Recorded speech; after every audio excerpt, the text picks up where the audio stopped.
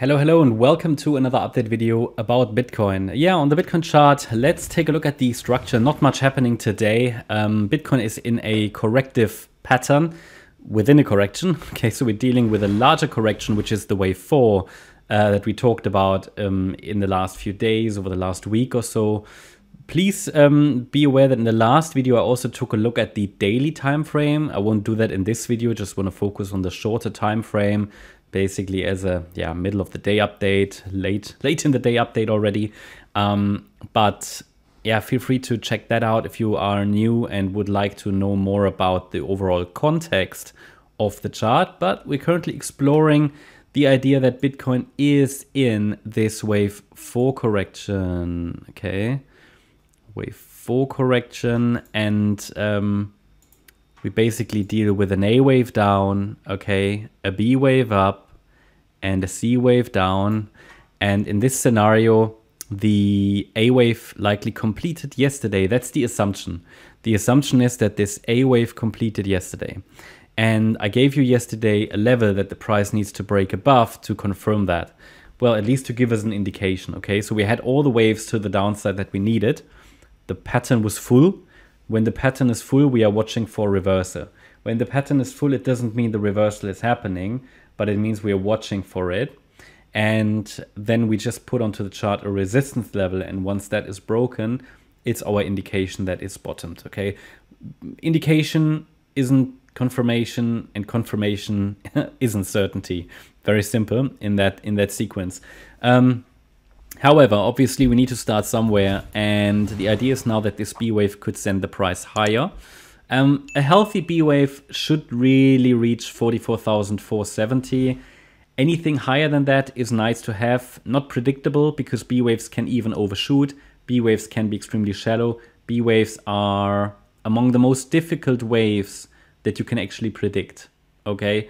Actually, you can't predict them. You can just say, okay, they are likely to start, and then we have a standard retracement or resistance area, and then we can watch. Normally, we would say the 38.2 retracement is a little weak for a B wave, but there is likely going to be resistance here around 43,460. There's likely going to be resistance, at least here this A wave could react there.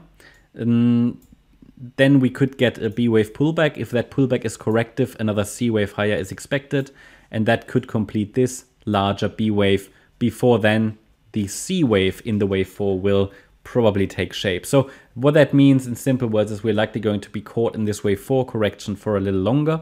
The B wave is going to be frustrating. Let's see how it plays out. It can be aggressive at times, because also in corrective patterns there are impulses. So I could imagine that maybe this C wave, once it starts to the upside, could be quite aggressive. And there is a level that needs to hold now to keep the idea alive that the B wave has started. I posted that earlier today on Twitter. Make sure you follow it for daily updates, short-term updates, not, stuff about mindset, Elliott Wave posts, and so on. There are way more signals and updates in the gold membership, but some of these, or in shorter form, we post them on Twitter as well. So make sure that you follow there to stay up to date. Just make sure you follow the official post, not official post, the official channel. You'll find the link in the description. Here, I communicated that the $40,700 level is what needs to hold now, so that we can keep the idea alive that the B wave has started. Now, why the $40,700 level?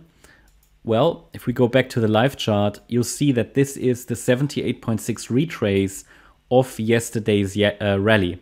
So the move that started down here around 40,270 and ended late yesterday at around 42,160, that's got a retracement zone.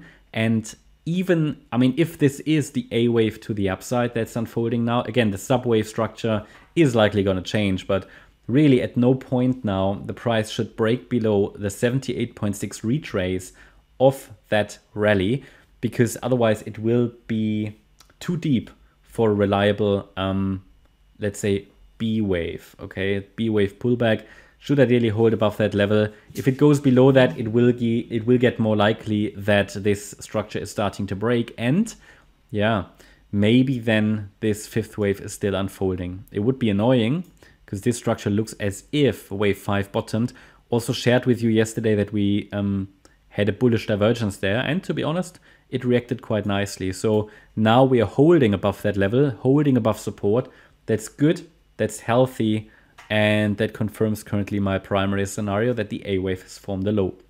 Still very early though in this potential B wave, so things could still go the other way, but as long as these parameters are being respected, we can focus on higher, and obviously further confirmation would come that the B wave has started with a successful break above yesterday's high, which is 42,160, and then the next structural resistance is here at 42,900, this wave 2 high, and then we should already approach Fibonacci resistance together with that previous swing high that I mentioned earlier in the video.